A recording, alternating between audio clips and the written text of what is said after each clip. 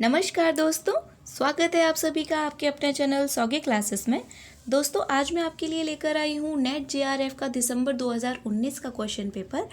आज हम इसी के ऊपर बात करेंगे और दोस्तों ये पूरा क्वेश्चन पेपर मैं एक श्रृंखला में चलाऊंगी क्योंकि एक पेपर में 100 क्वेश्चन है, वो एक वीडियो में आना संभव नहीं है और सारी चीज़ें एक बार बताना आपको एक्सप्लेनेशन के साथ वो एक वीडियो में संभव नहीं हो पाएगा। इसलिए पूरा एक पेपर एक श्रृंखला में चलेगा जिसमें आपको इस क्वेश्चन पेपर से संबंधित जितनी भी जानकारी होगी वो आपको दी जाएगी। तो दोस्तों हम शुरू करते हैं। पहला क्वेश्चन है, निम्नलिखित में से किस कहानी में नौकरी के सिलसिले में बाहर रहने के कारण गजाधर बाबू की लंबी अनुपस्थिति उन्हें परिवार के ढांचे से बाहर कर देती है? ऑप्शन में है चीफ की दावत, वापसी, दोपहर का भोजन और बूढ़ी काकी। ये option number A miss print है, चीफ की दावत सही लिखा हो, मतलब जो होगा वो सही होगा।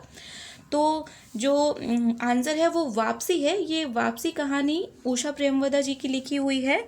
इसी के एक पात्र हैं गजाधर बाबू, जो नौकरी के सिलसिले में बाहर रहते हैं और जब नौकरी करके घर में आते हैं तो एक तरह से उनका उस तरह से सम्मान नहीं किया जाता क्योंकि वो फिर बेरोज़गार हो जाते हैं और बेरोज़गार इंसान का आज के टाइम पर कोई भी वैल्यू नहीं है। तो ये उषा प्रियमवदा जी की कहानी थी।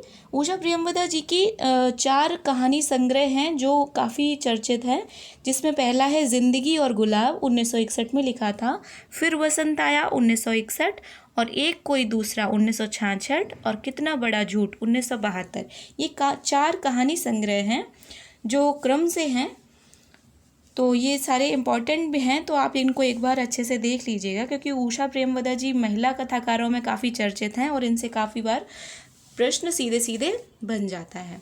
दूसरा हमारा सवाल है, प्रेमचंद की किन कहानियों में देसी रियासतों के राजाओं का चरित्र, वहाँ चलने वाली राजनीतिक गतिविधियों का चित्रण मिलता है? तो हमारा ऑप्शन जो होगा सही ऑप्शन है सी, ए रियासत का दीवान और शतरंज के खिलाड़ी। इन 2 कहानियों में राजनीतिक मतलब राजाओं का चरित्र का वर्णन है और वहाँ राजनीतिक जो गतिविधियाँ होती हैं उसका भी चित्रण मिलता है।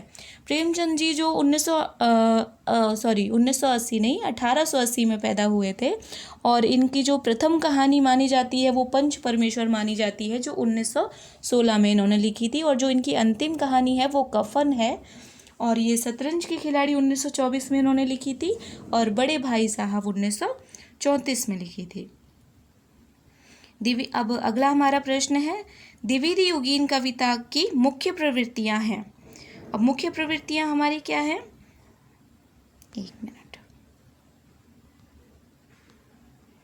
मुख्य प्रवृत्तियां हैं सी हमारा सही आंसर है। सी से होगा हमारा ए और डी, समाज सुधार और इतिवृत्तात्मकता। ये हमारा सही आंसर है। चौथा प्रश्न है हमारा, बिंब के अनिवार्य तत्व क्या हैं? तो एक बार हम देख लेते हैं कि बिंब क्या है। तो जो डॉक्टर नगेंद्र के अनुसार काव्य बिंब शब्दार्थ के माध्यम से कल्पना द्वारा निर्मित एक ऐसी मानस छवि है जिसके मूल में भाव प्रेरणा होती है। बिंब के मूल 3 तत्व हैं। जो बिंब बनता है वो 3 तत्वों से मिलता है। किससे?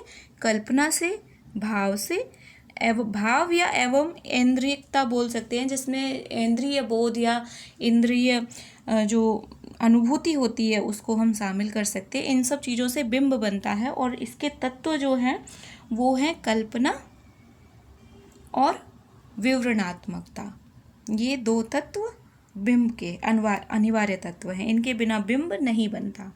5वां प्रश्न है, अपने काव्य सिद्धांत की निर्मिति के लिए किस पाश्चात्य आचार्य ने सहजानुभूति की अवधारणा का सहारा लिया? तो दोस्तों इसका उत्तर है क्रोचे। आचार्य क्रोचे ने अपने काव्य सिद्धांत की निर्मिति के लिए सहजानुभूति की अवधारणा का सहारा लिया था और क्रोचे अभिव्यंजनावाद के प्रवर्तक हैं। इन्होंने एस्थेटिक नाम का ग्रंथ इतावली भाषा में लिखा था, जो 2 भागों में विभाजित है। प्रथम भाग में सौंदर्य शास्त्र का सैद्धांतिक विवेचन है तथा द्वितीय भाग में सौंदर्य शास्त्र का इतिहास है। इनके सौंदर्य विवेचन का आधार आत्मवाद है। अब हमारा 6वां प्रश्न है, प्रकाशन काल के अनुसार निम्नलिखित निबंध संग्रहों का सही अनुक्रम क्या है? श्रृंखला की कड़ियाँ, जो इसका सही उत्तर है वो सी है। ये रहा सी, ये इसका सही उत्तर है। श्रृंखला की कड़ियाँ जो लिखा गया था 1942 में महादेवी वर्मा के द्वारा। और फिर अशोक के फूल हजारी प्रसाद जी का निबंध है, बहुत फेमस है। 1948 में लिखा गया था। अर्धनारीश्वर 1952 में रामधारी सिंह दिनकर ने लिखा था। और शिरीष की याद आई विद्यानिवास मिश्र का है, जो 1995 में लिखा गया था। हमारा 7वां प्रश्न है स्थापना और तर्क वाला। दलित चिंतन और साहित्य में अभिव्यक्त मनुष्य गांधी का हरिजन ही हो, क्योंकि दलित साहित्य में मुख्यतः बाबा साहब अम्बेडकर के सामाजिक चिंतन, सामाजिक राजनीतिक चिंतन को अपनाया गया है। इसका जो सही उत्तर है वो यहाँ पर मिस प्रिंट है। इसका सही उत्तर होगा डी, ए सही व आर गलत। क्योंकि साहित्य में जो बाबा साहब का साहित्य जो गांधी जी का माना गया है, दलित साहित्य माना गया है, उसमें ऐसा नहीं है कि जो बाबा साहब अम्बेडकर ने जो सामाजिक और राजनीतिक चिंतन था वही दलित हो सकता है, उसके इतर भी दलित शामिल है हमारे साहित्य में। तो जो प्रश्न है वो है निम्नलिखित में से हिंदी के यात्रा वृत्तांत हैं। हमारे यात्रा वृत्तांत कौन कौन से हैं?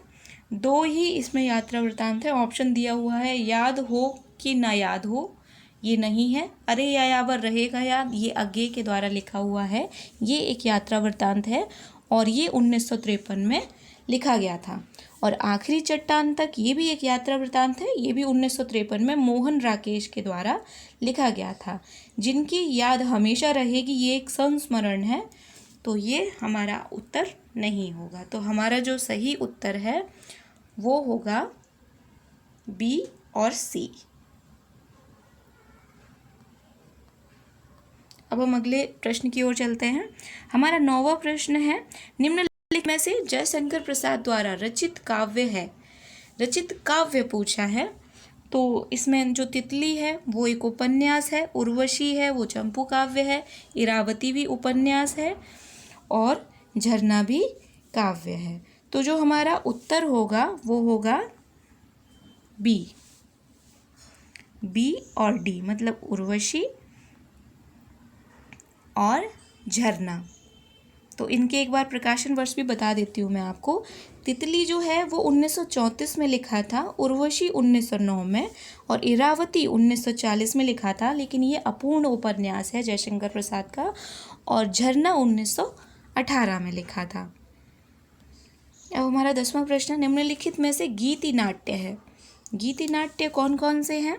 गीति नाट्य दोस्तों इसमें 2 ही हैं, अग्रलिक और उन्मुक्त।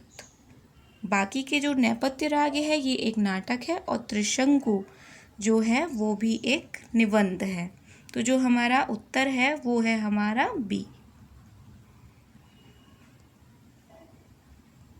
ठीक है दोस्तों, आज का जो वीडियो हम यहीं तक रखते हैं। आज के वीडियो में हमने 10 प्रश्न किए हैं।